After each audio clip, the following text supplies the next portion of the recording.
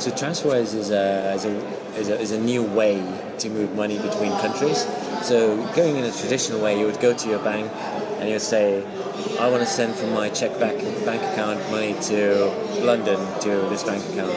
And what the bank will do is they will tell you that it costs a few kronas, but what they don't tell you is that they take a massive margin on the exchange rate. So they don't give you the real exchange rate, but they take 3, 4, 5% from your money.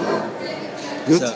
So what TransferWise does, it has found a way how to not use the banks to move money between countries, but actually use the people themselves.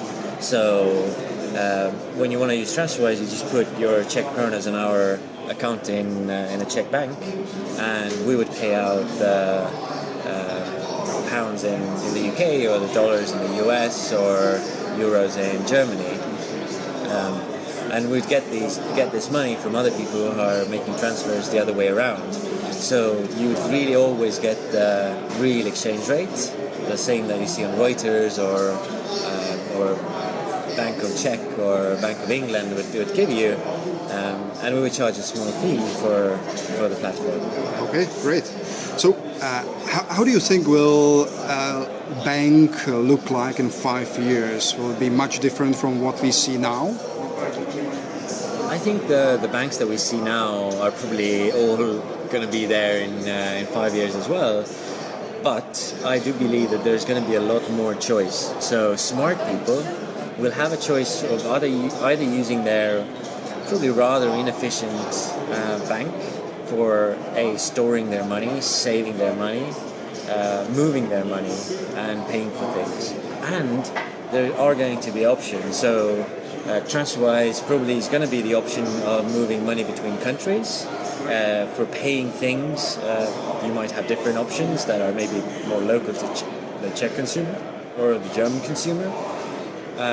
Or then again, for saving accounts, you might have things like Wealthfront or etc. And for borrowing for a mortgage, you have also specialist providers based on peer-to-peer lending and other things. So you still have your banks, and if you're not bothered, and if you don't mind maybe paying a bit more and having the worst service, you might be using your bank, but you will have these other players that you can use as an alternative.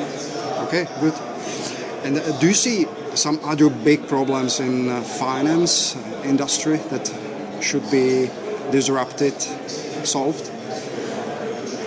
I do, and I think many of those are already being disrupted. So usually the biggest problems also have the largest number of people solving it. So when we look at borrowing for consumer loans, small unsecured payday loans, there are so many other companies outside of banks that are now offering that service, and they're doing it quite all right. And then you have bigger loans that are also done by peer-to-peer lenders, so that there are some people who are investors and their money gets invested into other people's loans, which makes a lot of sense. So basically disintermediates the whole bank. I think there are some big challenges that will be much harder to solve. There will be an insurance.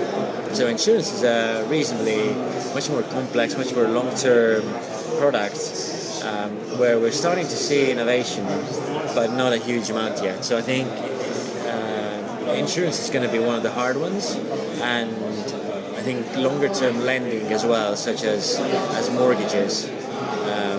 This is probably it's an amazingly big business, but solving it, we'll see how it will go. I'm pretty sure we're going to see, maybe not in 5 years, but certainly in 10 years, we're going to see significant players who are being innovative and therefore disruptive in insurance and long-term lending.